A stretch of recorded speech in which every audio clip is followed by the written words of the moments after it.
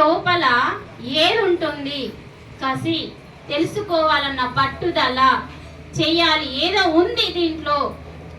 ఇప్పటి వరకు ఇవన్నీ తెలియలేదు కదా, ఏదో ఉంది కొత్తది, అది తెలుసుకోవడం కోసం అన్నా అని ఎప్పుడైతే మనం మొదలు పెడతామో అమ్మ రిజల్ట్ తొందరగా వస్తుంది. అది నా జీవితంలో ఫస్ట్ అనుభవం. 41 రోజు టైం ఇస్తే 21 డేస్ లోపల నాకు సైనస్ ప్రాబ్లం క్లియర్ అయిపోయిందండి. ఆపరేషన్ లేదు, టాబ్లెట్ లేదు, సూది లేదు, ఇంజక్షన్ లేదు.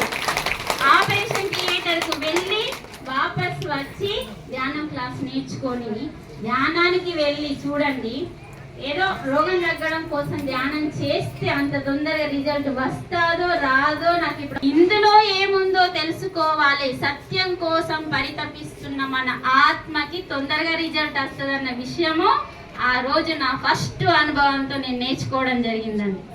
అలా మనం ధ్యానంలోకి రావాలి. ఒక రోగం తగ్గిందని, ఒక రోగం కోసమే వస్తామని కాకుండా ఆ రోజు అర్థమైందన్నట్టు నాకు.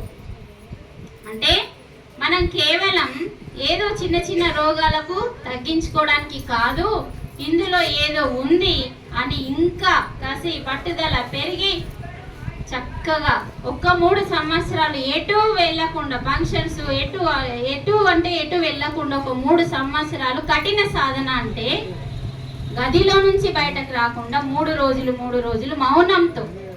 అంటే ఫస్ట్ నేను తెలుసుకోవాలి ఏముంది. 3 రోజులు మౌనంలో మంచినీళ్ళతోని, కేవలం మంచినీళ్ళతోని.